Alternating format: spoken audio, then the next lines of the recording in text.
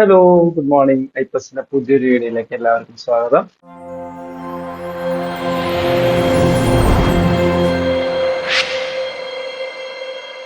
അപ്പൊ നമ്മൾ എന്താണ് സോഷ്യൽ വർക്കിന്റെ നെറ്റൊക്കെ ജൂണിൽ കുറെ പേര് എഴുതിയിട്ടുണ്ടാവും കരുതുന്നു, കുറെ പേര് നെറ്റ് ക്രാക്ക് ചെയ്തിട്ടുണ്ടാവും കരുതുന്നു, JRF ഒക്കെ കിട്ടിയിട്ടുണ്ടാവും കരുതുന്നു. അപ്പൊ എന്താണ് ഇനിയിപ്പോ കിട്ടാത്ത ഒരു തരത്തിലും ഡിസപ്പോയിന്റ് ആവുന്ന കാര്യമില്ല. നമുക്ക് ഇതാ ഡിസംബറിൽ പുതിയ എക്സാം വരുന്നുണ്ട്. അപ്പൊ നമുക്ക് എന്തായാലും ഇതിൽ ക്രാക്ക് ചെയ്യാൻ വേണ്ടി നമുക്ക് പറ്റും. നമ്മൾ അതിന് വേണ്ടിയിട്ടുള്ള എഫേർട്സ് ഇപ്പോഴേ നമ്മൾ സ്റ്റാർട്ട് ചെയ്യുന്നതാണ്. അപ്പൊ നമ്മൾ എന്താണ് ഓൾറെഡി ജൂണിൽ എല്ലാവർക്കും നെറ്റ് JRF ക്രാക്ക് ചെയ്ത് എല്ലാവർക്കും കൺഗ്രാറ്റ്സ്. പിന്നെന്താ ഉള്ളത്, നമ്മൾ ഓൾറെഡി ജൂണിൽ എക്സാം കഴിഞ്ഞപ്പോൾ തന്നെ നമ്മൾ അനാലിസിസ് വീഡിയോ ചെയ്തിട്ടുണ്ടായിരുന്നു. അനാലിസിസ് വീഡിയോയിൽ നമ്മൾ പറഞ്ഞിട്ടുണ്ടായിരുന്നു ക്വസ്റ്റ്യൻ പേപ്പറിന്റെ ഒരു ഡീറ്റെയിൽഡ് അല്ലെങ്കിൽ ഒരു PYQ പോലെ നമ്മൾ ചെയ്യുന്നുണ്ടായിരിക്കും എന്ന് നമ്മൾ പറഞ്ഞിട്ടുണ്ടായിരുന്നു ഇല്ലേ. അപ്പൊ നമ്മൾ ഇന്ന് ചെയ്യാൻ പോകുന്നത് അല്ലെങ്കിൽ നമ്മൾ ഇനി ഇത് സ്റ്റാർട്ട് ചെയ്യുന്നത് എന്താണ്, നമ്മൾ ഇപ്പൊ കഴിഞ്ഞ ജൂൺ 2025 എക്സാമിന്റെ ഒരു PYQ ആണ് നമ്മൾ ചെയ്യാൻ പോകുന്നത്. അപ്പൊ നമുക്കറിയാം എക്സാം ഇപ്പൊ എഴുതിയവരായിരിക്കും, അതല്ലെങ്കിൽ ഇനി ആദ്യമായിട്ട് എഴുതാൻ പോകുന്നവരൊക്കെ ഉണ്ടായിരിക്കും എന്നുള്ള ഒരു സംഭവം നമുക്ക് നോക്കി നോക്കാം. ഓക്കെ, അപ്പൊ അതിന്റെ കുറച്ച് ക്വസ്റ്റ്യൻസ് നമുക്ക് ഡിസ്കസ് ചെയ്ത് പോവാം. അപ്പൊ എല്ലാവരും ഓക്കെ അല്ലേ? നമുക്ക് എന്തായാലും വീഡിയോയിലേക്ക് പോവാം. ശരി, നോക്കിക്കേ, ആദ്യത്തെ ചോദ്യം എന്താ വരുന്നത് നോക്കിക്കേ. നമുക്ക് കുറെ പേർക്ക് സോഷ്യൽ വർക്ക് തുടങ്ങിയപ്പോൾ അല്ലെങ്കിൽ അതിന് മുന്നേ നമുക്ക് അറിയാവുന്ന ഒരു കാര്യമാണ്. 2015 മുതലേ നമ്മൾ കേൾക്കുന്നതാണ് ബേട്ടി ബച്ചാവോ ബേട്ടി പഠാവോ. അത്ര അൺഫെമിലിയർ ആയിട്ടുള്ള ഒരു ക്വസ്റ്റ്യൻ അല്ലായിരുന്നു. അത് നമ്മൾ എന്താ പറയുന്നത്, 50 ചോദ്യം നമുക്കറിയാം, ജനറൽ പേപ്പറാണ്. 51 തൊട്ടിട്ടാണ് സ്റ്റാർട്ട് ചെയ്യുന്നത്. അതാണ് ക്വസ്റ്റ്യൻ നമ്പർ 51 എന്ന് പറയുന്നത്. അപ്പൊ നോക്കിക്കേ, ബേട്ടി ബച്ചാവോ ബേട്ടി പഠാവോ എന്ന് പറയുന്ന പ്രോഗ്രാമുമായിട്ട് കണക്ട് ചെയ്തിട്ടായിരുന്നു നമ്മൾ ആദ്യത്തെ ചോദ്യം ഡിസ്കസ് ചെയ്യാൻ പോകുന്നത്. അപ്പൊ അറിയുന്നതല്ലേ, നമുക്ക് അതിന്റെ കുറെ ഫാക്ട്സ് അറിയുന്നതാണ്. 2015 പ്രോഗ്രാം കൊണ്ടുവന്നത്, എന്തിനു വേണ്ടിയിട്ടായിരുന്നു പ്രോഗ്രാം വന്നിട്ടുണ്ടായിരുന്നത്, PM ലോഞ്ച് ചെയ്തത് എപ്പോഴായിരുന്നു, അങ്ങനത്തെ കാര്യങ്ങളൊക്കെ നമുക്ക് അറിയുന്നത്. പക്ഷെ ഇപ്രാവശ്യം NT എന്ന് വിചാരിച്ചു എല്ലാ പ്രാവശ്യം ചോദിക്കണം, കുറച്ച് വെറൈറ്റി ആയി ചോദിക്കാന്ന് വിചാരിച്ചിട്ട് ചോദിച്ചതാണ് എന്തിരിക്കുന്നു, എവിടെയാണ് ഇംപ്ലിമെന്റ് ചെയ്തത്. നമ്മൾ സാധാരണ നോക്കുന്ന സമയത്ത് ഒരു പ്രോഗ്രാമിനെ കുറിച്ച് നോക്കുമ്പോൾ എന്തൊക്കെ നമ്മൾ നോക്കാം, നമുക്കറിയാം ഏത് വർഷമാണ് ഇംപ്ലിമെന്റ് ചെയ്തത് നമ്മൾ നോക്കും. മേ ബി ഏത് മിനിസ്ട്രി ആണെന്നുള്ളത് നോക്കുമായിരിക്കും, അല്ലെങ്കിൽ എന്താണ് അതിന്റെ ഒബ്ജക്റ്റീവ്സ്, എന്തിനു വേണ്ടിയാണ് ആ പ്രോഗ്രാം വന്നിട്ടുള്ളത്, ബെനിഫിഷ്യറീസ് ആണ്, ഇങ്ങനത്തെ കാര്യങ്ങളൊക്കെ നോക്കും. ബാക്കിയുള്ളവർക്ക് എന്താ നമ്മൾ വിചാരിക്കാം, ഇന്ത്യയിൽ ഒരു പ്രോഗ്രാം വന്നു, സ്റ്റേറ്റ് സ്പെസിഫിക് അല്ലെങ്കിൽ നമ്മൾ അങ്ങനെയല്ലേ വിചാരിക്കത്തുള്ളൂ. പക്ഷെ ഇപ്രാവശ്യം ചോദിച്ചത് ഇത് എവിടെയാണ് ഈ ഒരു പ്രോഗ്രാം ലോഞ്ച് ചെയ്തത്. അപ്പൊ കുറെ പേർക്ക് അറിയാവുന്നതാണ് ഏത് സ്റ്റേറ്റിലാണ് ലോഞ്ച് ചെയ്തതെന്നൊക്കെ കുറെ പേർക്ക് അറിയായിരുന്നു. പക്ഷെ സ്റ്റേറ്റും അല്ല ചോദിച്ചത്, നമുക്ക് എന്താണ് ഹരിയാന രാജസ്ഥാൻ എന്ന് പറയുന്ന രണ്ട് സ്റ്റേറ്റിലും ഓരോ സ്റ്റേറ്റിലും ഈ രണ്ട് ഓപ്ഷൻ വെച്ച് തന്നു. അപ്പൊ സ്പെസിഫിക് ആയിട്ട് എന്താണ് ആ ഒരു എലിമിനേഷനും കൂടെ വർക്ക്ഔട്ട് ചെയ്യാൻ പറ്റരുത് എന്നുള്ള ഒരു ഉദ്ദേശത്തോടെ കൊടുത്ത പോലെ പോയി അല്ലെ. അപ്പൊ നമുക്കറിയാം എന്താണ് രണ്ട് ഓപ്ഷൻ നമുക്കിപ്പോ നമുക്കറിയാം. നമ്മളെപ്പോഴും പറയുന്നതാണ് ഉത്തരം അറിയുമെങ്കിൽ നിങ്ങൾ എന്തായാലും മനസ്സിൽ വിചാരിക്കുക. നമ്മൾ ക്വസ്റ്റ്യൻ പേപ്പർ ഡിസ്കഷൻ ചെയ്യുന്ന സമയത്ത് ഉത്തരം അറിയുമെങ്കിൽ നിങ്ങൾ ജസ്റ്റ് ഒന്ന് എഴുതി വെക്കുകയും അല്ലെങ്കിൽ ഒരു ബ്ലാങ്ക് പേപ്പറൊക്കെ എടുത്തിട്ട് വീഡിയോ കാണാൻ വേണ്ടിയിരിക്കുക. സോ ദാറ്റ് നിങ്ങൾ ആ ഉത്തരം എവിടെയെങ്കിലും എഴുതി വെക്കുക. അതല്ലെങ്കിൽ നിങ്ങൾ മനസ്സിൽ വിചാരിച്ചാലും മതി, PYQ നിങ്ങൾക്ക് കിട്ടുന്നതല്ലേ. പിന്നെ ഇതിന്റെ കണക്റ്റഡ് ഫാക്ട്സ് വരുന്ന സമയത്ത് അതൊന്ന് ജസ്റ്റ് എഴുതിയെടുക്കാനോ അതല്ലെങ്കിൽ നിങ്ങൾ മെമ്മറൈസ് ചെയ്ത് വെക്കാനോ ഒക്കെ വേണ്ടി ശ്രമിക്കുക. ഓക്കെ, അപ്പൊ നമ്മൾ എന്താ പറയുന്നത്, നിങ്ങൾ നോട്ട് കുത്തരുത്. നമ്മൾ നെറ്റ് എക്സാമിന് നമുക്കറിയാം നിലവിലെ സാഹചര്യത്തിൽ എന്തില്ല, നെഗറ്റീവ് മാർക്കിംഗ് ഇല്ല. അപ്പൊ നെഗറ്റീവ് മാർക്കിംഗ് ഇല്ലാത്തതുകൊണ്ട് തന്നെ നിങ്ങൾ അറ്റൻഡ് ചെയ്തു എന്ന് വെച്ച് തെറ്റിപ്പോയാൽ നമുക്ക് അതുകൊണ്ട് കിട്ടിയ സ്കോർ കുറയുക അങ്ങനെ ഒന്നുമില്ല. അപ്പൊ എന്താണ് മാക്സിമം ക്വസ്റ്റ്യൻ നിങ്ങൾ അറ്റൻഡ് ചെയ്യാൻ വേണ്ടി ശ്രമിക്കുക. അപ്പൊ നിങ്ങൾക്ക് ഇതിന് ഉത്തരം അറിയില്ലെങ്കിലും നിങ്ങളുടെ ഒരു ഗസ് വർക്ക് ഒക്കെ നിങ്ങൾക്ക് ചെയ്യാൻ വേണ്ടി പറ്റുന്നതാണ്. ഫസ്റ്റ് റൗണ്ടിൽ തന്നെ ഗസ് വർക്ക് ചെയ്യണം എന്നല്ല പറയുന്നത്. പക്ഷെ പിന്നീട് നിങ്ങൾ എന്താണ് സമയം കിട്ടുവാണെങ്കിൽ വീണ്ടും നമ്മൾ അത് അറ്റൻഡ് ചെയ്ത് പോകുന്നുണ്ട് എന്ന് വെച്ചാൽ അങ്ങനെ കിട്ടും. ഒരു ചോദ്യത്തിന്റെ മേലെ അധിക സമയം ചെലവാക്കാതിരിക്കുക, അതൊക്കെയാണ് നമുക്ക് ചെയ്യാൻ പറ്റില്ല. നമ്മളൊരു കോമ്പറ്റേറ്റീവ് എക്സാം അറ്റൻഡ് ചെയ്യുന്ന സമയത്ത് നമ്മൾ എപ്പോഴും പറയുന്ന, നിങ്ങൾ ആദ്യത്തെ ഒരു വട്ടം വായിച്ചു നോക്കി ഒരു 1 മിനിറ്റ് അല്ലെങ്കിൽ 30 സെക്കൻഡ്സിനുള്ളിൽ ആ ചോദ്യം, ഇപ്പൊ ഇങ്ങനത്തെ ഒരു ചോദ്യമാണെങ്കിൽ ഡയറക്റ്റ് ആൻസർ കിട്ടുന്നതല്ലേ. ബേട്ടി ബച്ചാവോ ബേട്ടി പഠാവോ എവിടെയാണോ ഇംപ്ലിമെന്റ് ചെയ്തത്, നമുക്ക് അത് കൺഫ്യൂസിംഗ് ആയിട്ടുള്ള ചോദ്യമല്ലേ, ഏത് സ്ഥലമാണെന്നുള്ളത്. അപ്പൊ നിങ്ങൾക്ക് അത് കിട്ടുന്നില്ല എന്ന് കണ്ടു കഴിഞ്ഞാൽ അപ്പൊ തന്നെ സ്കിപ്പ് ചെയ്ത് അടുത്ത ചോദ്യത്തിലേക്ക് പോവാം. പിന്നെ ഇതിരുന്ന് ആലോചിച്ച് ഹരിയാനയാണോ രാജസ്ഥാനാണോ, നിങ്ങൾക്ക് അറിയാത്ത ഉത്തരവാണെങ്കിൽ നിങ്ങൾ എത്ര ആലോചിച്ചാലും അത് കിട്ടാൻ പോകുന്നില്ല, നിങ്ങൾക്ക് അത് കണക്ട് ചെയ്യാൻ പോകുന്നില്ല. നിങ്ങൾ ആ ഒരു ഏരിയ പഠിച്ചിട്ടില്ല എന്നുണ്ടെങ്കിൽ അല്ലെ, മറന്നു പോയതൊക്കെ ആണെങ്കിലാണ് നമ്മൾ ആലോചിച്ചിട്ട് കാര്യമുള്ളൂ. അപ്പൊ അങ്ങനെ കിട്ടുന്നില്ല, സ്കിപ്പ് അടിച്ച് പോവാ. അപ്പൊ നിങ്ങൾക്ക് എന്താണ് കുറച്ചും കൂടെ ടൈം സർപ്ലസ് കിട്ടും. അപ്പൊ ആ സമയത്ത് നിങ്ങൾക്ക് എന്ത് ചെയ്യാൻ വേണ്ടി പറ്റും, ഇതൊക്കെ ഒന്നും കൂടെ ഒന്ന് വായിച്ചു നോക്കാം. അല്ലെങ്കിൽ മറന്നു പോയതൊക്കെ ആണെങ്കിൽ ചിലപ്പോൾ ഒന്നും കൂടെ വായിച്ച് കിട്ടാനൊക്കെ ഉള്ള ചാൻസ് ഉണ്ട്. ഓക്കെ, നമുക്ക് എന്തായാലും എങ്ങനെയാണ് അറ്റൻഡ് ചെയ്യേണ്ടത് എന്നൊക്കെയുള്ളത്, അല്ലെങ്കിൽ എന്തൊക്കെ ടിപ്സ് ആണ് വരുന്നത് നമുക്ക് നമ്മൾ ഓരോ ക്ലാസ്സിൽ നമുക്ക് അല്ലെങ്കിൽ ഓരോ വീഡിയോയിൽ ഓരോ ക്വസ്റ്റൻ അറ്റൻഡ് ചെയ്യുമ്പോൾ നമുക്ക് പറഞ്ഞു പറഞ്ഞു. ഓക്കെ, അപ്പൊ ഇതിന്റെ ഉത്തരം നോക്കിയേ. അപ്പൊ നമുക്ക് അറിയാവുന്നത്, നമുക്ക് ആദ്യം നമുക്കറിയാം ഹരിയാനയിലാണ്, രാജസ്ഥാനിലല്ല ഹരിയാനയിലാണ് പ്രോഗ്രാം ആദ്യമായിട്ട് ഇംപ്ലിമെന്റ് ചെയ്തത്. പക്ഷെ ഹരിയാന എന്ന് പറഞ്ഞാൽ പോലെ ഹരിയാനയിൽ എവിടെയാണെന്ന് സ്പെസിഫിക്കലി അറിയണം. അത് പാനിപ്പട്ട് ഡിസ്ട്രിക്റ്റ് ആണ് വരുന്നത്. അപ്പൊ ആൻസർ മാർക്ക് ചെയ്തവർ അല്ലെങ്കിൽ ആൻസർ ഇപ്പൊ മനസ്സിൽ വിചാരിച്ചവരിൽ എത്ര പേര് ശരിയായോ നോക്കുക. ശരിയായിട്ടില്ലെങ്കിൽ ഇതൊരു ഇൻഫോർമേഷൻ ആയിട്ട് ഓർത്തേക്ക്. ശരി, ഗസ് വർക്ക് ചെയ്ത് ശരിയായതാണെങ്കിലും ഇതൊരു ഇൻഫോർമേഷൻ ആയിട്ട് ഇപ്പൊ പഠിച്ചോണം കേട്ടോ. നോക്കിയാൽ പാനിപ്പട്ട് ഹരിയാനയിലാണ് ഈ ഒരു അല്ലെങ്കിൽ ബേട്ടി പഠാവോ ബേട്ടി അല്ലെങ്കിൽ ബേട്ടി ബച്ചാവോ ബേട്ടി പഠാവോ എന്ന് പറയുന്ന പ്രോഗ്രാം ആദ്യമായിട്ട് കൊണ്ടുവന്നത് ഹരിയാനയിലെ പാനിപ്പട്ടിലാണ്. കണക്ട് ചെയ്ത് ഓർത്ത് വെക്കുക, ഹരിയാനയിലാണ് കൊണ്ടുവന്നിട്ടുള്ളത്. ഇതിന് എപ്പോഴായിരുന്നു കൊണ്ടുവന്നിട്ടുണ്ടായിരുന്നത്? 22 ജാനുവരി 2025. അറ്റ്ലീസ്റ്റ് 2025 ആ ഒരു പ്രോഗ്രാമിനെ കണക്ട് ചെയ്ത് ഓർത്ത് വെക്കാം. ഓക്കെ, പാനിപ്പട്ട് ഹരിയാനയാണ് അതിന്റെ ആൻസർ വരുന്നത് കേട്ടോ. നോക്കിക്കേ, ഇതിന്റെ ഒബ്ജക്റ്റീവ്സും കൂടെ നിങ്ങൾ പഠിച്ചു വെക്കുക. ഒബ്ജക്റ്റീവ്സ് തന്നെ പഠിക്കണം എന്നില്ല, ജസ്റ്റ് നിങ്ങളൊന്ന് വായിച്ചാൽ മതി. നമുക്കറിയാം ബേട്ടി ബച്ചാവോ ബേട്ടി പഠാവോ എന്ന് പറയുന്നത് എന്തിനു വേണ്ടിയിട്ടായിരുന്നു വന്നിട്ടുണ്ടായിരുന്നത്? പെൺകുട്ടികളെ ലക്ഷ്യമാക്കി കൊണ്ട് വന്നിട്ടുണ്ടായിരുന്നതാണ്, അല്ലെങ്കിൽ ഗേൾസ് ചൈൽഡിനെ ലക്ഷ്യമാക്കിക്കൊണ്ടായിരുന്നു ഒരു പ്രോഗ്രാം വന്നിട്ടുണ്ടായിരുന്നത്. അപ്പൊ ഇതിന്റെ ഒരു 3 ഒബ്ജക്റ്റീവ് ജസ്റ്റ് വായിച്ചു വെച്ചാൽ മതി. To prevent gender biased sex selective elimination, to ensure survival and protection of the girl child, പിന്നെ education and empowerment of girl child. 3 പെൺകുട്ടികളെ അല്ലെങ്കിൽ പെൺകുട്ടികളെ ഉദ്ദേശം വെച്ചുകൊണ്ട് വന്നിട്ടുള്ളതാണ്, അല്ലെങ്കിൽ 3 ഒബ്ജക്റ്റീവ് അങ്ങനെ തന്നെയാണ് വരുന്നത്. ബേട്ടി എന്ന് പറഞ്ഞാൽ എന്താ? മകൾ, അല്ലെങ്കിൽ അങ്ങനെ ഒരു അർത്ഥം വരുന്നല്ലേ. അപ്പൊ ആ ഒരു അർത്ഥത്തിൽ തന്നെയാണ് ഇത് വന്നിട്ടുള്ളത്. അപ്പൊ എന്തായാലും ഒബ്ജക്റ്റീവ്സ് നിങ്ങൾ ജസ്റ്റ് വായിച്ചു വെക്കുക. അങ്ങനെ കാണാപ്പാടം പഠിക്കണമെന്നൊന്നുമില്ല, നിങ്ങൾക്ക് ഇത് വായിച്ച അല്ലെങ്കിൽ നിങ്ങൾ ഇത് ഓപ്ഷനിൽ കണ്ടു കഴിഞ്ഞാൽ, നമ്മൾ എപ്പോഴും പറയുന്നതാണ്, നമ്മളൊരു സെമിസ്റ്റർ എക്സാമിന് വേണ്ടി അല്ല പ്രിപ്പയർ ചെയ്യുന്ന, മറിച്ച് ഒരു കോമ്പറ്റേറ്റീവ് എക്സാമിനാണ്. അപ്പൊ ഒരു ഓപ്ഷൻ കാണുമ്പോൾ കണക്ട് ചെയ്യാനുള്ള രീതിയിൽ നിങ്ങൾ ഫാക്ട്സ് ഓർത്ത് വെച്ചാൽ മതി, അല്ലാതെ word by word by heart പഠിക്കേണ്ട കാര്യമില്ല. ഓക്കെ, ക്ലിയർ അല്ലേ? അത് സെറ്റ് അല്ലേ? ഡൗട്ട് ഇല്ലല്ലോ? അപ്പൊ ഇവിടെ നമ്മൾ പറഞ്ഞ 2015 ബേട്ടി ബച്ചാവോ ബേട്ടി പഠാവോ പ്രോഗ്രാം വന്നത്. 22 ജാനുവരി 2015 എവിടെയാണ് വന്നത്? ഹരിയാനയിലെ പാനിപ്പട്ടിലാണ് വന്നത്. ഓർത്ത് വെക്കുക, ഫസ്റ്റ് ഫേസിൽ ഇത് ഇംപ്ലിമെന്റ് ചെയ്യുന്ന സമയത്ത് ഹരിയാനയിലെ മേവത്ത് ഒഴിച്ചിട്ടുള്ള ബാക്കി എല്ലാ ഡിസ്ട്രിക്റ്റിലും ഇത് ഇംപ്ലിമെന്റ് ചെയ്തിട്ടുണ്ടായിരുന്നു. എക്സെപ്റ്റ് മേവത്ത് എന്ന് പറയുന്ന ഡിസ്ട്രിക്ട് ഒഴിച്ച് ബാക്കി എല്ലായിടത്തും ഇത് ഇംപ്ലിമെന്റ് ചെയ്തു. പാനിപ്പട്ടിലാണ് ആദ്യമായിട്ട് ലോഞ്ച് ചെയ്തത്. PM ആയിരുന്നു ലോഞ്ച് ചെയ്തിട്ടുണ്ടായിരുന്നത്. ഒബ്ജക്റ്റീവ്സ് ഈ 3 പറയുന്നത്. ഇത്രയും ഇൻഫർമേഷൻ നമ്മൾ ആ ഒരു ഇതായിട്ട് കിട്ടിയില്ലേ? ആ ഒരു എന്താ പറയാ, ആ ഒരു പ്രോഗ്രാമായി കണക്ട് ചെയ്തിട്ടുള്ള ബേസിക് ആയിട്ടുള്ള ഇത്രയും ഇൻഫർമേഷൻ നിങ്ങൾക്ക് കിട്ടും. അപ്പൊ നിങ്ങൾ പഠിക്കുമ്പോൾ ഇങ്ങനെ ശ്രമിക്കുക. ജസ്റ്റ് ആ ഒരു ക്വസ്റ്റിന്റെ ഉത്തരം മാത്രമല്ല, അതുമായിട്ട് കണക്ട് ചെയ്തത് വേറെ എന്തെങ്കിലും ഫാക്ടുകൾ വരുന്നുണ്ടോ ഉണ്ട് വെച്ചാൽ അതും കൂടെ ഒന്ന് പരതാൻ പെട്ടെന്ന് കിട്ടുന്നതല്ലേ. ഇപ്പൊ നമുക്ക് ഗൂഗിളിലൊക്കെ എളുപ്പം കിട്ടുന്നതാണ് കാര്യങ്ങൾ. അപ്പൊ ജസ്റ്റ് അങ്ങനെയും കൂടെ ഒന്ന് നോക്കാൻ വേണ്ടി ശ്രമിക്കാം. ഓക്കെ, ശരി. അടുത്ത് നോക്കിക്കേ, ഇതില് ചിലതൊക്കെ ചിലത് നല്ല, ഇതിൽ നിങ്ങൾക്ക് കുറച്ചൊരു എലിമിനേഷൻ മെത്തേഡ് നിങ്ങൾക്ക് യൂസ് ചെയ്യാൻ വേണ്ടി പറ്റും. എന്തായാലും ഒരെണ്ണം എല്ലാവർക്കും കിട്ടിയിട്ടുണ്ടാവും എന്നുള്ളതാണ് എന്റെ ഒരു പ്രതീക്ഷ, അറ്റൻഡ് ചെയ്തവരാണെങ്കിൽ. അതല്ല ഇപ്പൊ നിങ്ങൾ വായിച്ചു നോക്കുകയാണെങ്കിൽ നോക്കി നോക്കുക. നോക്കി 4 തിയറിയാണ്, അത് പ്രപ്പോസ് ചെയ്ത ആൾക്കാരുടെ പേരുമാണ് കൊടുത്തിട്ടുള്ളത്. അപ്പൊ അത് മാച്ച് ഫോളോയിങ് ആണ് ചെയ്യേണ്ടത്. ഒന്ന് ജോബ് കോൺഷ്യസ്നസ് തിയറിയാണ് പറയുന്നത്, പിന്നെ സോഷ്യോ സൈക്കോളജിക്കൽ തിയറി പറയുന്നുണ്ട്, മാർക്സിയൻ തിയറി പറയുന്നുണ്ട്, ടെക്നോളജിക്കൽ തിയറി പറയുന്നുണ്ട്, കാർൽ മാർക്സ് പറയുന്നുണ്ട്, ഫ്രാങ്ക് ടെൻബോൺ പറയുന്നുണ്ട്, സെലിക് പേൾമൻ വരുന്നുണ്ട്, റോബർട്ട് ഹോക്സി വരുന്നുണ്ട്. ഓക്കെ, ഉത്തരം അറിയുന്നവര് ജസ്റ്റ് ഒന്ന് ഇങ്ങനെ കണക്ട് ചെയ്യാൻ എന്തിനോടാണ്, കാരണം ഇതിന്റെ ഓപ്ഷൻസ് അപ്പുറത്തെ സ്ലൈഡിലാണ് വരുന്നത്. അതുകൊണ്ട് നിങ്ങൾ അത് ജസ്റ്റ് ഒന്ന് എഴുതി വെക്കുകയാണെങ്കിൽ കുറച്ചും നല്ലതായിരിക്കും. A1 ആണോ, A2 ആണോ, A3 ആണോ, A4 ആണോ, B അതേപോലെ ഏതാണെന്ന് ഓർത്ത് വെക്കാം. ചെയ്തു എന്ന് വിചാരിക്കുന്നു. നമുക്ക് ഇതിൽ എന്തായാലും തെറ്റില്ല എന്ന് ഉറപ്പുള്ള ഒരു സാധനം ഏതാ? അത് ഇതാണ് അല്ലെ, കാറൽ മാർക്സ് ആണ് എന്ത് തിയറി പ്രപ്പോസ് ചെയ്തിട്ടുള്ളത്, അല്ലെങ്കിൽ മാർക്സിയൻ തിയറി കാറൽ മാർക്സിന്റെ ആണ്. അത് എന്തായാലും നിങ്ങൾക്ക് കിട്ടത്തില്ല, അത് തെറ്റില്ല എന്നുള്ളത് 100% ഉറപ്പല്ലേ. അത് ആ പേര് തന്നെ ജസ്റ്റ് ഒന്ന് ക്വസ്റ്റ്യൻ ഇരുത്തി വായിച്ചാൽ കിട്ടാവുന്നേ ഉള്ളൂ. മാർക്സിയൻ തിയറി കാറൽ മാർക്സ് ആണ്. അപ്പൊ അറിയത്തില്ലെങ്കിൽ പോലും നിങ്ങൾക്ക് ആ ഒരു കാറൽ മാർക്സിന്റെ മാർക്സിയൻ തിയറി ആണെന്ന് നിങ്ങൾക്ക് എല്ലാവർക്കും അറിയുന്നതായിരിക്കും. എന്നാലും ആ ഒരു സമയത്ത് കണക്ട് ആയില്ല, അങ്ങനെ ഒരു ചിന്തിക്കാൻ നിങ്ങൾക്ക് ആ ടെൻഷൻ കാരണം പറ്റിയില്ല എന്നുണ്ടെങ്കിൽ പേര് വെച്ചിട്ട് തന്നെ നമുക്ക് കിട്ടും, മാർക്സിയൻ തിയറി അല്ലെ. C എന്തായാലും 1 ആണ് നമുക്ക് ഉറപ്പാണ്. ബാക്കിയുള്ള തിയറീസ് ആണ് അറിയാത്തവരാണെങ്കിൽ ഡൗട്ട് ഉണ്ടാവുള്ളൂ. ഓക്കെ, ഇതില് ആക്ച്വലി തിയറി വരുന്നത് സെലിക് പേൾമന്റെ ആണ് വരുന്നത്. അറിയാത്തവരാണെങ്കിൽ ഓർത്ത് വെക്കുക. നമ്മൾ എന്താ തിയറി എന്ന് ജസ്റ്റ് ഒരു ബ്രീഫ് ഈ സ്ലൈഡ് കഴിഞ്ഞിട്ട് പറയാട്ടോ. പിന്നെന്താ, സോഷ്യോ സൈക്കോളജിക്കൽ തിയറി വരുന്നത് റോബർട്ട് ഫോക്സിന്റെ ആണ് വരുന്നത്. റോബർട്ട് ഹോക്സിയുടെ ആണ് വരുന്നത്. പിന്നെ ടെക്നോളജിക്കൽ തിയറി ഫ്രാങ്ക് ടെൻബോൺ ആണ് വരുന്നത്. കിട്ടിയോ? ഇതാണ് ഇതിന്റെ കറക്റ്റ് ആയിട്ടുള്ള ഒരു ആൻസർ സാധനം എന്ന് പറയുന്നത്. വൃത്തിക്കല്ലേ, ഇങ്ങനെ 2 ഇങ്ങോട്ട്, 2 താഴോട്ട്, 2 മേലോട്ട്, അങ്ങനെ പാറ്റേൺ ഒക്കെ ആയിട്ട് വരച്ചിട്ടുണ്ടാവും. എല്ലാതും ഇങ്ങനെ പാറ്റേൺ വരുന്നൊന്നുമില്ല കേട്ടോ. ഞാൻ ചുമ്മാ പാറ്റേൺ ഉണ്ട് എന്ന് പറഞ്ഞിട്ട് നിങ്ങൾ ഇനി പാറ്റേണിലാണ് എപ്പോഴും വരിക എന്നൊന്നും ചിന്തിക്കരുത്. അങ്ങനെ കോഡൊന്നും NTA അങ്ങനെ കോഡൊന്നും ഇല്ല.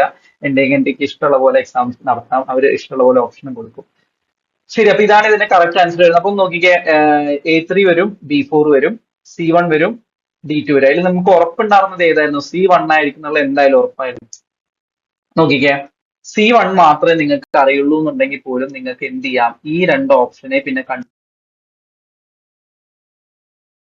മൂന്നാമത്തെയും നാലാമത്തെയും ഓപ്ഷൻ എന്താ നമുക്ക് പിന്നെ കൺസിഡർ ചെയ്യേണ്ട കാര്യമില്ല. കാരണം എന്തുകൊണ്ടാ, 3ഉം 4ഉം C1 അല്ല വരുന്നത്. അപ്പൊ മാർക്സിയം തിയറി കിട്ടിയാൽ തന്നെ നിങ്ങൾക്ക് രണ്ട് ഓപ്ഷൻ എലിമിനേറ്റ് ചെയ്ത് കളയാം. ബാക്കി രണ്ട് ഓപ്ഷനിൽ നിങ്ങൾക്ക് ഡൗട്ട് അടിക്കേണ്ട കാര്യമുള്ളൂ. ഇവിടെ വേണമെങ്കിൽ നിങ്ങൾക്ക് എന്ത് ചെയ്യാം, ലാസ്റ്റ് സ്റ്റേജ് നിങ്ങൾക്ക് ഇത് എങ്ങനെ ആലോചിച്ചും കിട്ടുന്നില്ല എന്നുണ്ടെങ്കിൽ നിങ്ങൾക്ക് എന്ത് ചെയ്യാം, ജസ്റ്റ് വർക്ക് ചെയ്യാം അല്ലെ. കാരണം എന്താ, ഈ എന്തായാലും 50-50 ചാൻസ് ആയി. ആദ്യം ഓരോ ഓപ്ഷനും 25% ചാൻസേ ഉള്ളൂ. നാലില് 1% അല്ലെങ്കിൽ 1/4 മാത്രമേ ചാൻസ് ഉള്ളൂ. പക്ഷെ രണ്ട് ഓപ്ഷൻ ആയപ്പോ എന്താ, പകുതിയാണ്. ഒന്നുകിൽ കിട്ടാനും കിട്ടാതിരിക്കാനും 50-50 ചാൻസ് അല്ലെ. അപ്പൊ ഈ രണ്ടെണ്ണം ഇങ്ങനെ വരുമ്പോൾ നിങ്ങൾക്ക് എന്ത് ചെയ്യാം, ഓപ്ഷൻ എലിമിനേറ്റ് ചെയ്ത് രണ്ട് ഓപ്ഷനിൽ നിന്ന് നിങ്ങൾക്ക് കറക്റ്റ് കുത്താം. അപ്പൊ നമ്മൾ എന്താ പറഞ്ഞിട്ടുണ്ടായിരുന്നത്, ഇതാണ് ഇതിന്റെ കറക്റ്റ് ആൻസർ കേട്ടോ. A3B4 C1D2 ആണ് ഇതിന്റെ കറക്റ്റ് ആൻസർ വരുന്നത്. ക്ലിയർ ആണോ പറഞ്ഞത്? എന്തെങ്കിലും ഡൗട്ട് ഉണ്ടോ പറഞ്ഞിരിക്കുന്നതിൽ? അത് ആ തിയറി പ്രപ്പോസ് ചെയ്തത് ആരാന്നുള്ളതാണ്. അതിൽ മാർക്സ് തിയറി മാത്രമാണ് എല്ലാവർക്കും സുപരിചിതമായിട്ടുള്ളത്. ബാക്കിയുള്ള തിയറീസ് കുറച്ച് അത്ര പോപ്പുലർ തിയറീസ് എന്ന് ലൈക് ചില തിയറി പോപ്പുലർ ആണ്. അല്ലെങ്കിൽ ടെക്നോളജിക്കൽ തിയറിയൊക്കെ കൂടുതലായിട്ട് പുള്ളിയുടെ ലൈബ്ലിസ്റ്റ് തിയറി ഒക്കെയാണ് കുറച്ചും കൂടെ വെൽ റിനൗൺഡ് ആയിട്ടുള്ള തിയറി വരുന്നത്. പക്ഷെ അതല്ല കൊടുത്ത, മറിച്ച് ടെക്നോളജിക്കൽ തിയറി ഒക്കെ കൊടുത്തിരിക്കുന്നത്. അപ്പൊ അങ്ങനത്തെ കുറച്ച് ഡൗട്ട് വരാനുള്ള ചാൻസസേ ഉള്ളൂ. എന്തായാലും നമുക്ക് ഇതിന്റെ ഒരു എക്സ്പ്ലനേഷൻ ചെറുതായിട്ട് നോക്കാം. അപ്പൊ ഈ ഒരു ഓപ്ഷൻ ആണ് വരുന്നത്, A3B4 C1D2 ആണ് വരുന്നത് കേട്ടോ. A3B4 C1D2. പിന്നെന്താ പറയുന്നത്, സോഷ്യോ സൈക്കോളജിക്കൽ തിയറി പറയുന്നത്. സോഷ്യോ സൈക്കോളജിക്കൽ തിയറി റോബർട്ട് ഫോക്സിയാണ് വരുന്നത്. റോബർട്ട് ഫോക്സിയാണ് പറയുന്നത്. അതിലൊന്നുമില്ല, അതായത് നമ്മളുടെ ആറ്റിറ്റ്യൂഡ്സ് എന്നും എക്സ്പെക്ടേഷൻസ് എന്നും ഒക്കെയാണ് നമ്മുടെ കോൺഫ്ലിക്ട്സ് വരുന്നത്. യൂണിയൻസ് ഇത് തമ്മിൽ ബാലൻസ് ചെയ്യാനാണ്, വർക്കേഴ്സിനെയും എംപ്ലോയീസിനെയും പബ്ലിക്കിനെയും തമ്മിൽ, വർക്കേഴ്സ് എംപ്ലോയീസ് പബ്ലിക് ഇവരെ ബാലൻസ് ചെയ്യാൻ വേണ്ടിയിട്ടാണ് ആര് നിലനിൽക്കേണ്ടതായിട്ടുള്ളത്, യൂണിയൻ നിലനിൽക്കേണ്ടത്. ജോബ് കോൺഷ്യസ് തിയറിയുടെ തന്നെ കുറച്ച് സിമിലാരിറ്റി വരുന്നുണ്ട് അല്ല, അവിടെ കുറച്ചും കൂടെ ബാർഗെയിനിങ് ടൂൾ ആയിട്ട് നിൽക്കണം. ഇവിടെ നെഗോഷിയേറ്റ് ചെയ്യാൻ, അതല്ലെങ്കിൽ ബാലൻസ് ചെയ്യാൻ, വർക്കേഴ്സിനെയും എംപ്ലോയീസിനെയും പബ്ലിക്കും നമ്മൾ ബാലൻസിന് വേണ്ടിയാണ് യൂണിയൻസ് എക്സിസ്റ്റ് ചെയ്യേണ്ടതാണ് സോഷ്യോ സൈക്കോളജിക്കൽ തിയറിയിൽ പറയുന്നത്. കോൺഫ്ലിക്ട്സ് എന്തെന്നാണ്, ആറ്റിറ്റ്യൂഡിൽ നിന്നും എക്സ്പെക്ടേഷൻസിൽ നിന്നുമാണ് കോൺഫ്ലിക്ട്സ് ഉണ്ടാവുന്നത് എന്നുള്ളതാണ്. അല്ലെങ്കിൽ ആ ഒരു ഓർഗനൈസേഷൻ അല്ലെങ്കിൽ ഒരു വർക്ക് എൻവയോൺമെന്റിലെ കോൺഫ്ലിക്ട്സ് വരുന്നത് എന്നുള്ളതാണ് സോഷ്യൽ സൈക്കോളജിക്കൽ തിയറിയിൽ റോബർട്ട് ഫോക്സി പറഞ്ഞിട്ടുള്ളത്. തിയറീസ് അതിന്റെ ഒരു ബേസ് മാത്രമേ നമ്മളോട് പറയുന്നുള്ളൂ. നമുക്കറിയാം PYQ ഡിസ്കഷൻ ആയതുകൊണ്ടാണ് ഇത്രയും മിനിമൽ ആയിട്ട് നിങ്ങൾക്ക് പറഞ്ഞു തരാൻ വേണ്ടി ശ്രമിക്കുന്നത് കേട്ടോ. ഡു ദ ബേസ് എന്താണ് ആ തിയറി ഉദ്ദേശിക്കുന്നത് കേട്ടോ. ശരി, അടുത്ത് നോക്കിക്കേ, മാർക്സിയൻ തിയറി നിങ്ങൾക്ക് അറിയുന്നതല്ലേ. കാൾ മാർക്സിന്റെ തിയറി ക്ലാസ്സസ് ഉണ്ടെന്ന് നമ്മൾ പറഞ്ഞിട്ടുണ്ടായിരുന്നു. ക്ലാസ്സിൽ ക്യാപിറ്റലിസ്റ്റ് ക്ലാസ്സുകൾ വരുന്നുണ്ട്, വർക്കേഴ്സ് ക്ലാസ് വരുന്നുണ്ട്. അപ്പൊ ഇതിനനുസരിച്ച് ക്ലാസ് കോൺഫ്ലിക്റ്റുകൾ ഉണ്ടാവും എന്നൊക്കെയാണ് മാർക്സിയൻ തിയറിയിൽ പറഞ്ഞിട്ടുണ്ടായിരുന്നത്. ക്ലാസ്സിന്റെ ഇടയിൽ ക്ലാസ് കോൺഷ്യസ്നെസ് ഉണ്ടാക്കിയെടുക്കുക എന്നുള്ളതാണ് യൂണിയന്റെ ഫംഗ്ഷൻ ആയിട്ട് പറയുന്നത് അല്ലെ. യൂണിയൻസ് എന്തിനു വേണ്ടിയിട്ടാണ്, ക്ലാസ് കോൺഷ്യസ്നെസ്, ഓരോ ക്ലാസ് വർക്ക് ക്ലാസിന്റെ ഇടയിലാണെങ്കിലും അല്ലെങ്കിൽ ഇത്രയും ക്ലാസ് കോൺഷ്യസ് ഉണ്ടാക്കിയെടുക്കുക എന്നുള്ള പർപ്പസോടെയാണ് സോഷ്യലിസം എന്ന് പറയുന്ന ഒരു ബേസിക് കോറിൽ പറയുന്നതാണ് എന്തെന്ന് പറയുന്നത്, മാർക്സിയൻ തിയറി എന്ന് പറയുന്നത്. നമ്മൾ മാർക്സിയൻ സ്കൂൾ ഓഫ് തോട്ട്സ് എന്നൊക്കെ പറഞ്ഞിട്ട് നിങ്ങൾ പഠിച്ചിട്ടുണ്ടായിരിക്കും. സോഷ്യൽ വർക്കിൽ നമ്മൾ എന്തായാലും ഡിസ്കസ് ചെയ്ത് പോകുന്ന ഒരു സംഭവമാണ് മാർക്സിയൻ സ്കൂൾ ഓഫ് തോട്ട് എന്നൊക്കെ പറയുന്നത് അല്ലെ. ഇനി ടെക്നോളജിക്കൽ തിയറി ഫ്രാങ്ക് ടെൻബറിന്റെ ആണ് പറയുന്നത്. എന്താണ് ടെക്നോളജി എങ്ങനെയാണ് ചേഞ്ചസ് ഡിസ്റപ്റ്റ് വർക്കിനെ ഡിസ്റപ്റ്റ് ചെയ്യുന്നത്. അതായത് നമുക്കറിയാം, ഒരു ട്രഡീഷണൽ പാറ്റേണിൽ പോയിക്കൊണ്ടിരിക്കുന്ന ഒരു ഓർഗനൈസേഷൻ ആണെങ്കിൽ അവിടെ പെട്ടെന്ന് ടെക്നോളജിക്കൽ ആയിട്ടുള്ള സംഭവങ്ങൾ വരുമ്പോൾ അത് അവിടുത്തെ വർക്കിനെ ഭയങ്കരമായിട്ട് വർക്കേഴ്സ് അജിറ്റേറ്റഡ് ആവാനുള്ള ചാൻസ് ഉണ്ടല്ലേ. ഇപ്പൊ നിങ്ങൾ മാനുവലി വർക്ക് ചെയ്തുകൊണ്ടിരിക്കുക, അപ്പൊ പെട്ടെന്ന് നിങ്ങൾ വർക്ക് ചെയ്യുന്ന ഒരു സ്ഥാപനത്തിൽ വന്ന് പറയാണ്, ഓക്കെ നാളെ തൊട്ട് നിങ്ങൾ ഈ വർക്ക് ചെയ്യേണ്ട കാര്യമില്ല, നമ്മൾ ടെക്നോളജീനെ കൊണ്ടുവരികയാണ്, നിങ്ങളുടെ വർക്ക് പോയി, നമ്മുടെ വർക്ക് നഷ്ടപ്പെടുവാണെങ്കിലോ, നമ്മളുടെ വർക്ക് ഈസ് ആക്കാൻ വേണ്ടി ടെക്നോളജി വരികയാണെങ്കിൽ ഇറ്റ്സ് ഓക്കെ. പക്ഷെ നമ്മുടെ വർക്ക് നമ്മളെ റീപ്ലേസ് ചെയ്തുകൊണ്ട് ടെക്നോളജി വരികയാണെങ്കിൽ അത് നമുക്ക് ആക്സെപ്റ്റ് ചെയ്യാൻ പറ്റുന്നതായിരിക്കില്ല അല്ലെ. അപ്പൊ അതാണ് ഇവിടെ പറയുന്നത്, ടെക്നോളജിക്കൽ ചേഞ്ചസ് ഡിസ്റപ്റ്റ് വർക്കിനെ ഡിസ്റപ്റ്റ് ചെയ്യുന്ന ടെക്നോളജിക്കൽ ചേഞ്ചസ് വന്നു കഴിഞ്ഞാൽ അത് അൺട്രസ്റ്റിന് കാരണമാവും, അല്ലെങ്കിൽ അജിറ്റേറ്റഡ് ആവുന്നുണ്ട്. ഇപ്പൊ യൂണിയൻ എന്തിനാ വേണ്ട, ഇതിനെ അഡോപ്റ്റ് ചെയ്യാനും അതല്ലെങ്കിൽ ഇതിനെ പ്രൊജക്റ്റീവ് ജോബ്സ് ആക്കി മാറ്റാനും അതല്ലെങ്കിൽ വർക്കേഴ്സിന്റെ സ്കിൽ എൻഹാൻസ് ചെയ്യാനും ഒക്കെയാണ് യൂണിയൻസ് പ്രൊമോട്ട് ചെയ്യണം, അല്ലെങ്കിൽ യൂണിയൻസ് എക്സിസ്റ്റ് ചെയ്യേണ്ട രീതിയിൽ പറയുന്നതാണ് ടെക്നോളജിക്കൽ തിയറി. പക്ഷേ ഈ പുള്ളിയുടെ തന്നെ ലേബലിസ്റ്റ് തിയറി എന്ന് പറഞ്ഞിട്ടൊരു തിയറി ഉണ്ട്. കുറച്ചും കൂടെ ലൈം ലൈറ്റ് നിൽക്കുന്ന ഒരു തിയറി അതാണ് ഫ്രാങ്ക് ടെൻബറിന്റെ ലേബലിസ്റ്റ് തിയറി എന്ന് പറഞ്ഞ സംഭവം വരുന്നത്. പക്ഷെ നമ്മളോട് അതല്ല ചോദിച്ചത്. ടെക്നോളജിക്കൽ തിയറി എന്ന് പറയുന്ന ഭയങ്കര പെരിഫറൽ ആയിട്ട് നിൽക്കുന്ന ഒരു സംഭവമായിരുന്നു. ഓക്കെ, അപ്പൊ അത് ഓർത്ത് വെക്കുക. ഇത് തിയറിയുടെ നമ്മൾ വളരെ സിമ്പിൾ ആയിട്ട് പറഞ്ഞാണ്, നിങ്ങൾക്ക് ജസ്റ്റ് ആ ഒരു തിയറി ഇൻകോർ എന്നാണ് മനസ്സിലാവാൻ വേണ്ടിയിട്ട് നമുക്ക് ഇത് ഡീറ്റെയിൽഡ് ആയിട്ടുള്ള സെഷൻസ് അവൈലബിൾ ആയിരിക്കും. അപ്പൊ അത് കാണാൻ വേണ്ടിയിട്ട് ശ്രമിക്കുക കേട്ടോ. ഓരോ തിയറിയും എങ്ങനെയാണ് വരുന്നത്, സോഷ്യൽ വർക്കിന്റെ മൊത്തം സിലബസ് നമ്മൾ കവർ ചെയ്തിട്ടുള്ളതാണ്. അപ്പൊ അത് നോക്കാൻ വേണ്ടിയിട്ട് ശ്രമിക്കുക കേട്ടോ കുറച്ചും കൂടെ. ഓക്കെ, ക്ലിയർ അല്ലേ അത്? ശരി, അടുത്ത് നോക്കിയേ. ഇത് കമ്പാരിറ്റീവ്ലി ഭയങ്കര എളുപ്പമുള്ള ഒരു ചോദ്യമായിരുന്നു. അത്ര ബുദ്ധിമുട്ട് നമുക്ക് പറയാനൊന്നുമില്ല. ജസ്റ്റ് എന്താണ് മാച്ച് ഫോളോയിങ് ആയിരുന്നു. നമുക്ക് വേഗം നോക്കിക്കേ. ഇതില് ചില ടേംസ് ഒക്കെ വളരെ സിമ്പിൾ ആണ് അല്ലെ. നിങ്ങൾ ആദ്യം എന്ത് ചെയ്യുക, റൈറ്റ് സൈഡ് വായിക്കാൻ വേണ്ടി ശ്രമിക്കുക. അതായത് ഈ ഒരു സൈഡ് ആദ്യം വായിക്കാൻ വേണ്ടി ശ്രമിക്കുക. എന്നിട്ട് കാരണം എക്സ്പ്ലനേഷൻസ് അല്ലേ കൊടുത്തിട്ടുള്ളത്, അപ്പൊ ഈ ഒരു സൈഡ് ആദ്യം വായിക്കുക. എന്നിട്ട് അതിന് കണക്ട് ആയിട്ടുള്ള ടേം എന്താണെന്നുള്ളത് കണ്ടുപിടിക്കാൻ വേണ്ടി ശ്രമിക്കുക. അതായിരിക്കും കുറച്ചും കൂടെ സിമ്പിൾ ആയിട്ടുള്ളത്. അപ്പൊ നോക്കിയാൽ ആദ്യം എന്താ പറയുന്നത്, learning learning needs of an individual. ഒരു ഇൻഡിവിജ്വലിന്റെ ലേണിംഗ് നീഡ്സ്. അപ്പൊ ഇൻഡിവിജ്വൽ എന്ന് പറയുന്നുണ്ട്. അപ്പൊ മോസ്റ്റ്ലി ഇപ്പുറത്തെ സൈഡിലേക്ക് നോക്കിയൊക്കെ ഗ്രൂപ്പ് കോൺഫറൻസ്. ഗ്രൂപ്പ് കോൺഫറൻസിൽ നമ്മൾ learning needs of an individual ആയിരിക്കും. തൊട്ടടിയിലത്തെയും കൂടെ നിങ്ങൾക്ക് വായിച്ചാൽ ചിലപ്പോൾ കുറച്ചുകൂടി ക്ലിയർ ആവും. Learning from experience of others. ഈ രണ്ട് ഓപ്ഷൻ കിട്ടിയാൽ തന്നെ നിങ്ങൾക്ക് ഈ ഇപ്പുറത്തെ സൈഡിലേക്ക് നമുക്ക് എല്ലാം വായിച്ചു പോകാം. അപ്പൊ നിങ്ങൾക്ക് കുറച്ചുകൂടി ക്ലിയർ ആവട്ടെ. Learning needs of an individual, learning from experience of others, organisation and presentation of reflection and actions, totality of learning outcomes. ഇത്രയാണ് ബേസിക്കലി റൈറ്റ് സൈഡിൽ വരുന്നത്. ലെഫ്റ്റ് സൈഡ് നോക്കിക്കാൻ ഗ്രൂപ്പ് കോൺഫറൻസ് വരുന്നുണ്ട്, ഇൻഡിവിജ്വൽ കോൺഫറൻസ് വരുന്നുണ്ട്, ഇവാലുവേഷൻ വരുന്നുണ്ട്, recording വരുന്നുണ്ട്. ഒന്ന് match ചെയ്യാൻ പറ്റുന്നുണ്ടോ നോക്കിയാൽ വേഗം വേഗം. സിമ്പിൾ ആണ്. ജസ്റ്റ് നിങ്ങൾ ഒരുപാട് തല പുകച്ച് ആലോചിക്കൊന്നും വേണ്ട, ബേസിക്കലി ആയിട്ട് ചിന്തിച്ച് നമുക്ക് കിട്ടുന്ന സാധനം. നോക്കിക്കേ, learning needs of an individual. ഇൻഡിവിജ്വലിന്റെ ലേണിംഗ് നീഡ്സിനെ ഫോക്കസ് ചെയ്യുന്നത് ഏതാ? ഇൻഡിവിജ്വൽ കോൺഫറൻസ് അല്ല, ഇൻഡിവിജ്വൽ കോൺഫറൻസ് ആണ് ഇൻഡിവിജ്വൽസിന്റെ ലേണിംഗ് നീഡ്സിനെ ഫോക്കസ് ചെയ്യുന്നുണ്ടായിരിക്കാം. Learning from experience of others, മറ്റുള്ളവരുടെ എക്സ്പീരിയൻസിൽ നിന്ന് നമ്മൾ പഠിക്കും. നമ്മൾ എപ്പോഴാണ് പഠിക്കുക? ഗ്രൂപ്പ് കോൺഫറൻസ് അറ്റൻഡ് ചെയ്യുമ്പോഴല്ല. നമ്മൾ എന്തിനാ ഗ്രൂപ്പ് കോൺഫറൻസ് ഒക്കെ അറ്റൻഡ് ചെയ്യുന്നത്? ആ ഗ്രൂപ്പിലുള്ള പാനലിസ്റ്റുകളായിട്ടുള്ള വ്യക്തികൾ, അല്ലെങ്കിൽ ആ ഗ്രൂപ്പിലുള്ള റിസോഴ്സ് പേഴ്സൺസ് ആരാണോ, അല്ലെങ്കിൽ കുറച്ചും കൂടെ അവരുടെ എക്സ്പീരിയൻസിൽ നിന്ന് നമ്മൾ കാര്യങ്ങൾ ലേൺ ചെയ്തെടുക്കുക. അതിൽ നമ്മൾ ഗ്രൂപ്പ് കോൺഫറൻസ് ചെയ്യുന്നുണ്ടാവുക. ശരി, അടുത്ത് നോക്കിക്കേ, organisation and presentation of organisation, presentation, reflection, action. ഇതൊക്കെ എന്തിന്റെ ഭാഗമായിരിക്കും? റെക്കോർഡിങ്ങിന്റെ ഭാഗമല്ല. റെക്കോർഡിങ്ങിന്റെ ഭാഗമായിട്ടല്ലേ നമ്മൾ എന്ത് ചെയ്യുക? ഫാക്ടുകൾ ഓർഗനൈസ് ചെയ്ത് അറേഞ്ച് ചെയ്ത് എഴുതി വെക്കുക, അതല്ലെങ്കിൽ റിപ്പോർട്ട് ചെയ്യുക. അങ്ങനത്തെ സംഭവങ്ങളൊക്കെ വന്നു കഴിഞ്ഞാൽ അത് ഏതാണ്? റെക്കോർഡിംഗ് പർപ്പസുമായിട്ട് കണക്ട് ചെയ്ത് വരുന്നതാണെന്നുള്ളത് നിങ്ങൾ ഓർത്ത് വെക്കുക കേട്ടോ. പിന്നെ ടോട്ടാലിറ്റി ഓഫ് ലേണിംഗ് ഔട്ട്കംസ് എന്താണത്? ഇവാലുവേഷനിൽ വരുന്നതാണ്. ലേണിംഗ് ഔട്ട്കംസിന്റെ ടോട്ടാലിറ്റി ഇവാലുവേറ്റ് ചെയ്യുന്നതിന്റെ ഫലമായിട്ട് നമുക്ക് കിട്ടുന്ന ഓക്കെ ക്രിസ്. അപ്പൊ എന്താ വരുന്നത്? A2 വരും, B1 വരും, C4 വരും, D3 വരും. ഈ ഒരു ക്ലിയർ അല്ലേ? ഇതിൽ എന്തെങ്കിലും ഡൗട്ട് ഉണ്ടോ നിങ്ങൾക്ക്? സിമ്പിൾ ആണ്. ഇൻഡിവിജ്വൽ ലേണിംഗ് നീഡ്സ് ആണെങ്കിൽ ഇൻഡിവിജ്വൽ കോൺഫറൻസ്, അതേഴ്സിന്റെ എക്സ്പീരിയൻസ് നമ്മൾ ലേൺ ചെയ്യണം ഗ്രൂപ്പ് കോൺഫറൻസ് ആണ്. റെക്കോർഡിംഗ് എന്ന് പറഞ്ഞാൽ എന്തിനു വേണ്ടിയാണ് ചെയ്യുന്നത്? ഓർഗനൈസ്, നമ്മൾ റെക്കോർഡ് ചെയ്ത് വെക്കും അല്ലേ? നമ്മളൊരു കേസ് ഒക്കെ അറ്റൻഡ് ചെയ്ത് നമ്മൾ അത് അപ്പം തന്നെ റെക്കോർഡ് ചെയ്ത് വെക്കും, ഡോക്യുമെന്റ് ഒക്കെ ചെയ്ത് വെക്കും. എന്തിനു വേണ്ടിയാണ് ചെയ്യുന്നത്? അതായത് ആ കേസുമായിട്ട് കണക്ട് ചെയ്തിട്ടുള്ള കാര്യങ്ങളാണ് നമ്മൾ ഓർഗനൈസ് അല്ലെങ്കിൽ സിസ്റ്റമാറ്റിക് ആയിട്ട് റെപ്രസെന്റ് ചെയ്യാണ് അവിടെ ചെയ്യുന്നത്. പ്രസന്റ് ചെയ്ത് വെക്കുകയാണ് അല്ലെങ്കിൽ ഓർഗനൈസ് ചെയ്ത് വെക്കുകയാണ് നമ്മൾ ചെയ്യുന്നത്. അത് തന്നെയല്ലേ ഇവിടെയും പറഞ്ഞിരിക്കുന്നത്. നമ്മൾ എന്തൊക്കെ ആക്ഷൻസ് ആണ് എടുത്തത്, നമുക്ക് എന്തൊക്കെ റിഫ്ലക്ഷൻസ് ആണ് തോന്നിയത്, അതിനെ നമ്മൾ ഓർഗനൈസിൽ അല്ലെങ്കിൽ പ്രസന്റ് ചെയ്ത് വെക്കുന്നു. Okay, totality of learning outcome evaluation ആണ്. ഓക്കെ, അപ്പൊ ഏതായിരുന്നു നമ്മൾ പറഞ്ഞിട്ടുണ്ടായിരുന്നത്? A2 B1 C4 D3. അതാണ് അതിന്റെ ആൻസർ വരുന്നത് കേട്ടോ. സെറ്റ് അല്ലേ അത്? അതിന്റെ ഫെർദർ എക്സ്പ്ലനേഷൻ ഒന്നും നമുക്ക് വേണ്ടല്ലോ, നമുക്ക് അറിയാവുന്ന തന്നെയാണ്. ആ ഒരു ടേം എന്താണെന്ന് ജസ്റ്റ് അപ്പുറത്തേക്ക് എഴുതിയേ ഉള്ളൂ. കറക്റ്റ് ടിക് ടക് ടക് ടക് അത്രേ ഉള്ളൂ. ഓക്കെ, അടുത്ത് നോക്കിക്കേ, personalisation agenda, social implementing the personalisation agenda. അതായത് നമ്മുടെ ലീഡ് ബീറ്റന്റെയും ബാർട്ട്ലെറ്റിന്റെയും ഗാലങ്കറിന്റെയും നമ്മൾ ചേർന്ന് പറയുന്നതാണ് ഒരു പേഴ്സണലൈസേഷൻ അജണ്ട. ഇത് ഈ ഒരു സംഭവം നിങ്ങൾ ജസ്റ്റ് ഒന്ന് വായിച്ചിട്ടുണ്ടായിരുന്നെങ്കിൽ പോലും നിങ്ങൾക്ക് കിട്ടുന്നതായിട്ടുള്ള ഒരു സംഭവമായിരുന്നു. അല്ലെങ്കിൽ ആ ഒരു പേഴ്സണലൈസേഷൻ എന്നുള്ള ആ ഒരു സംഭവം എന്താണെന്ന് നിങ്ങൾക്ക് കത്തിയിരുന്നെങ്കിൽ ഇതിന്റെ ആൻസർ എഴുതാൻ പറ്റുമായിരുന്നു. പേഴ്സണലൈസേഷൻ ആ വാക്കിന്റെ അർത്ഥം കിട്ടില്ല. ഈ ഒരു തിയറി ഒന്നും അറിയില്ല, ജസ്റ്റ് ആ ഒരു വാക്ക് പേഴ്സണലൈസേഷൻ എന്നുള്ള വാക്ക് കിട്ടിയിരുന്നെങ്കിൽ നിങ്ങൾക്ക് ഉത്തരം എഴുതായിരുന്നു ഇതിന്റെ. എന്തായിരുന്നു ഒന്ന് കിട്ടിയായിരുന്നു ആർക്കെങ്കിലും? ജസ്റ്റ് ഇപ്പൊ നിങ്ങൾ ചിന്തിച്ചു നോക്കുക. Personalisation, social workers need to act as. Social worker ആരൊക്കെ ആയിട്ട് ആക്ട് ചെയ്യണം? ഇതിൽ 3 ഉത്തരം വരുന്നുണ്ട് കേട്ടോ. ഓപ്ഷനിൽ ABCD ഇതിൽ ഐദർ വൺ ആൻസർ അല്ല, നിങ്ങൾക്ക് അപ്പുറത്ത് അതിന്റെ ബാക്കി ഓപ്ഷൻസ് വരുന്നുണ്ട്. അപ്പൊ ഇതിൽ ഒന്നെങ്കിൽ ABC എന്ന് പറയുന്ന ഓപ്ഷൻ ആയിരിക്കും, അല്ലെങ്കിൽ BCD എന്ന് പറയുന്ന ഓപ്ഷൻ ആയിരിക്കാം, ECD എന്ന് പറയുന്ന ഓപ്ഷൻ ആയിരിക്കും. അപ്പൊ എന്തായാലും 3 എണ്ണം വരുന്നുണ്ട്. സോഷ്യൽ വർക്കേഴ്സ് 3 എണ്ണം, ഇതിലെ 3 എണ്ണമായിട്ട് ആക്ട് ചെയ്യേണ്ടതായിട്ട് വരുന്നുണ്ട്. കിട്ടുന്നുണ്ടോ നോക്കിയ വേഗം.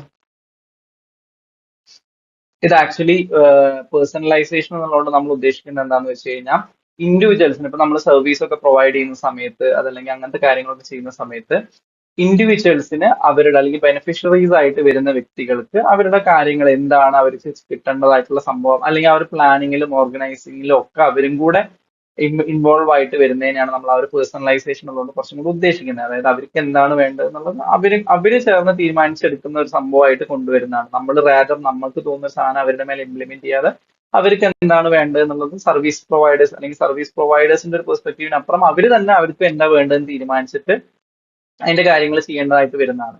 ഇനി ഒന്ന് ചിന്തിച്ച് നോക്കിക്കുക, പേഴ്സണലൈസേഷൻ ആണ് വരുന്നത്.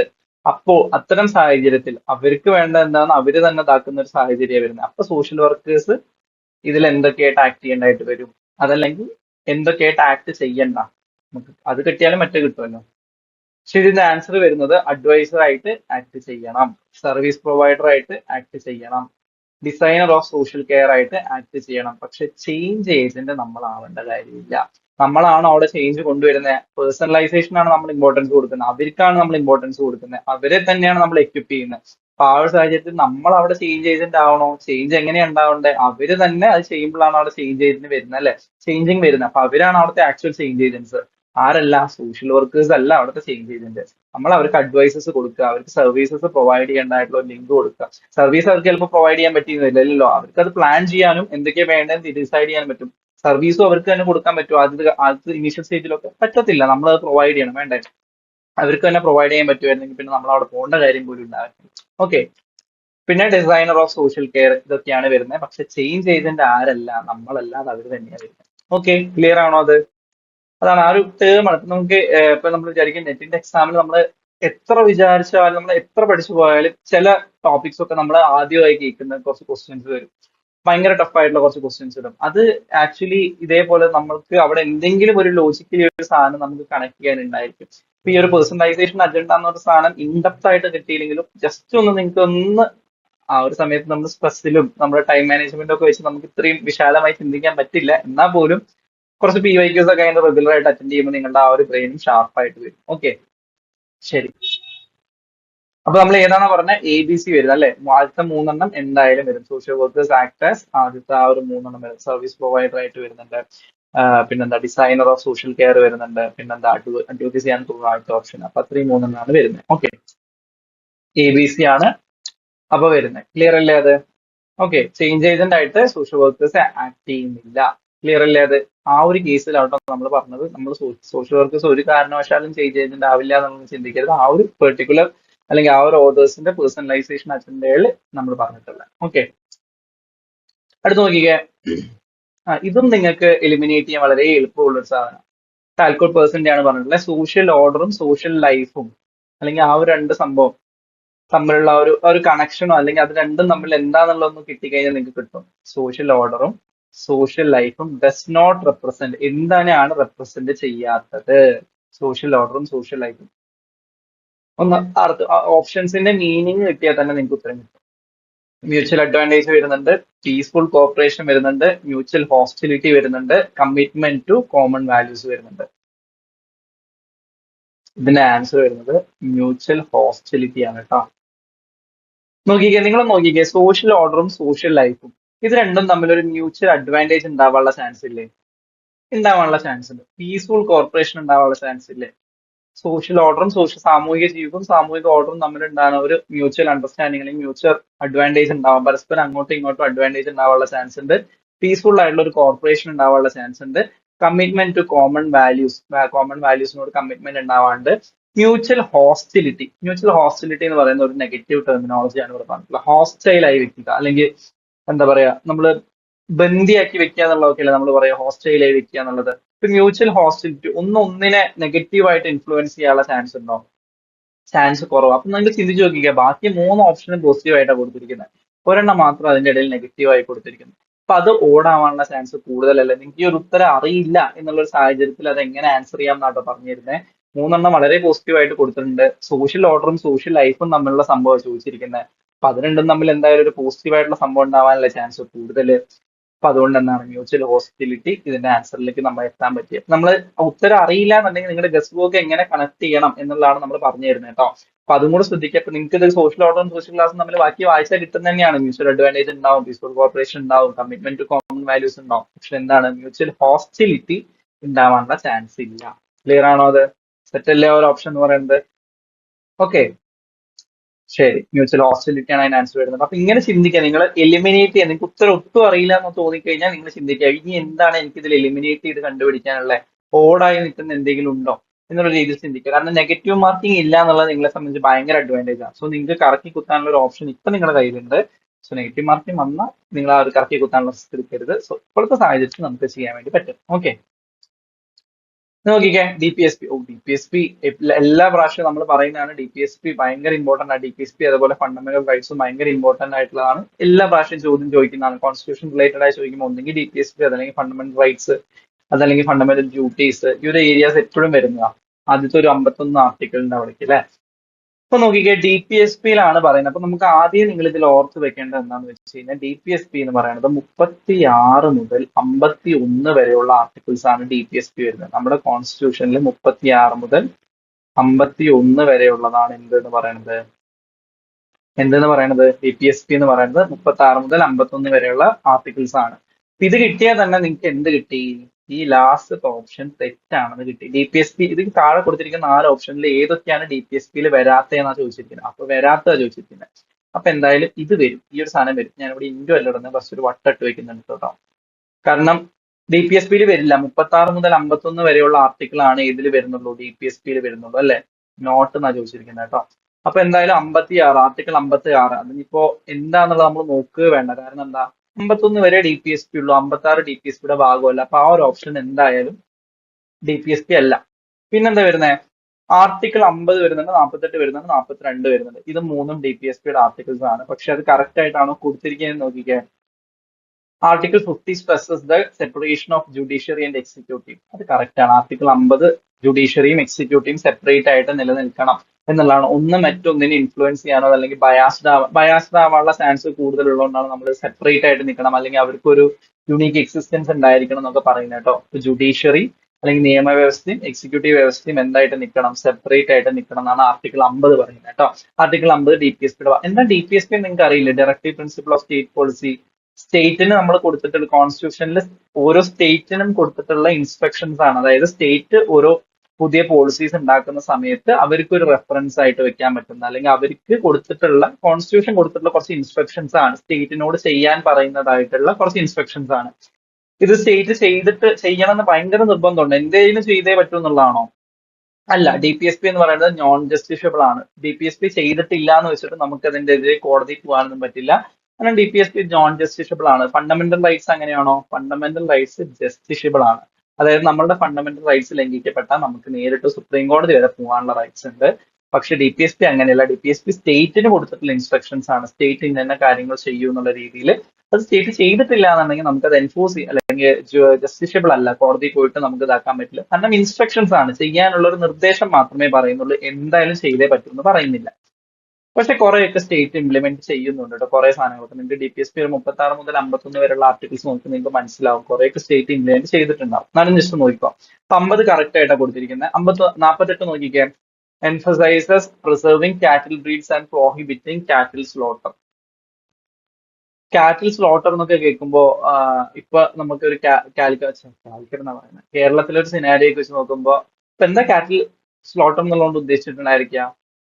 ഒരു ഗോഹത്യ അല്ലെങ്കിൽ കാറ്റിൽസിനെ കൊല്ലുക. ഗോ മാത്രമല്ല, കാറ്റിൽസിനെ കൊല്ലുക എന്നുള്ളൊരു സംഭവമായിരുന്നു. അപ്പൊ അതിനെ പ്രോഹിബിറ്റ് ചെയ്തുകൊണ്ടിട്ടുള്ളതാണ് ആർട്ടിക്കിൾ 48. അപ്പൊ ഇത് നമ്മളൊന്ന് ചിന്തിച്ചു നോക്കിക്കേ, കിട്ടുന്നുണ്ടോ അത്? ആക്ച്വലി ഈ ആർട്ടിക്കിൾ ശരിയാണ് കേട്ടോ.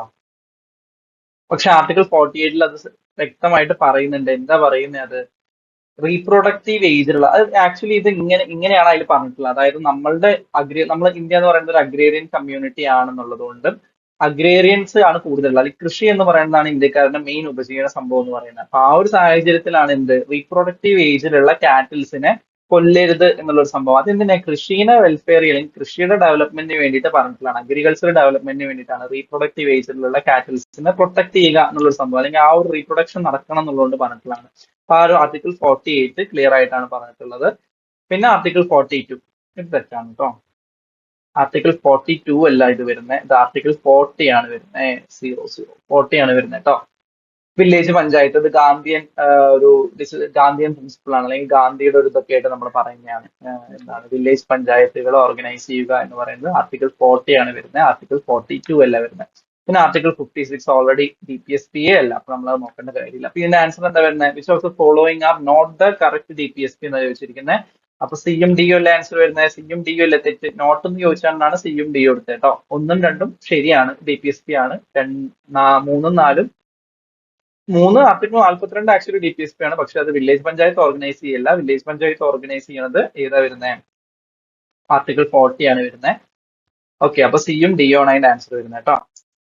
അപ്പൊ നോക്കിക്കേ, സിയും ഡി ആണ് അതിന്റെ ആൻസർ. ക്ലിയർ ആണോ? ഓക്കെ, സെറ്റ് അല്ലേ? ശരി. അപ്പൊ ഇത്രയാണ് നമ്മൾ ഇന്ന് ഡിസ്കസ് ചെയ്യുന്നത്. അപ്പൊ ഇതിന്റെ വേഗം തന്നെ അടുത്ത കണ്ടിന്യൂഷൻ ആയിട്ട് നമുക്ക് കിട്ടും. നമ്മൾ എന്താ ചെയ്തിട്ടുണ്ടാകും, നമ്മൾ ക്വസ്റ്റ്യൻ മാത്രമല്ല അതുമായിട്ട് കണക്റ്റഡ് ആയിട്ടുള്ള കുറച്ച് ഫാക്ടറുകൾ ഡിസ്കസ് ചെയ്ത് പോകുന്നുണ്ട്. അപ്പൊ നിങ്ങൾ വീഡിയോസ് ഒക്കെ കാണാൻ വേണ്ടി ശ്രമിക്കുക. PYQ ചെയ്യുന്ന സമയത്താണെങ്കിൽ പോലും നിങ്ങൾ സ്വയം PYQ ചെയ്യുമ്പോഴാണെങ്കിലും എന്ത് ചെയ്യുക, ജസ്റ്റ് ആ ഒരു ക്വസ്റ്റ്യൻ ആൻസർ എന്നുള്ള രീതിയിൽ മാത്രം നോക്കാതെ അതിന്റെ കൂടെ ബാക്കി ഓപ്ഷൻസും കൂടെ എന്താണെന്ന് അനലൈസ് ചെയ്യാൻ വേണ്ടി ശ്രമിക്കുക. അതല്ലെങ്കിൽ ആ ഒരു ക്വസ്റ്റ്യനുമായിട്ട് കണക്റ്റഡ് ആയിട്ട് വേറെ ഫാക്ടർ എന്താണെന്നുള്ളത് നോക്കുക. അപ്പോൾ നിങ്ങൾക്ക് എന്താണ് ഇത് ചെയ്യുമ്പോൾ തന്നെ നിങ്ങളുടെ കുറെ ടോപ്പിക്സ് കവർ ചെയ്ത് നിങ്ങൾക്ക് പോകാൻ വേണ്ടി പറ്റും അല്ലെ? ഒരു ക്വസ്റ്റ്യൻ കിട്ടിക്കഴിഞ്ഞാൽ അതിന്റെ കണക്റ്റഡ് ഫാക്ട് കിട്ടിക്കഴിഞ്ഞാൽ പിന്നെ ആ ഒരു ടോപ്പിക്ക് തീർന്ന അവിടെ, പിന്നെ നമുക്ക് ആ ഒരു ടോപ്പിക്ക് വേറെ പഠിക്കേണ്ടതായിട്ട് വരുന്നില്ല. അല്ലെങ്കിൽ അതിന്റെ വീഡിയോ അപ്പൊ തന്നെ കാണാൻ വേണ്ടി ശ്രമിക്കാം. ഓക്കെ, അങ്ങനെ ചെയ്യാൻ വേണ്ടി ശ്രമിക്കാം. അങ്ങനെ ഒരു പാറ്റേൺ ഓഫ് സ്റ്റഡി ഫോളോ ചെയ്യാൻ വേണ്ടി ശ്രമിക്കാം. ഓക്കെ, അപ്പൊ നമുക്ക് എന്തായാലും അടുത്ത വീഡിയോയിൽ കാണാം. അടുത്ത വീഡിയോയിൽ നമുക്ക് ബാക്കി ക്വസ്റ്റ്യൻസും ഡിസ്കസ് ചെയ്ത് അങ്ങനെയാണ് നമുക്ക് പോകാം കേട്ടോ. ശരി, അപ്പൊ ഓക്കെ ടാറ്റാ, നമുക്ക് അടുത്ത വീഡിയോ കാണാം.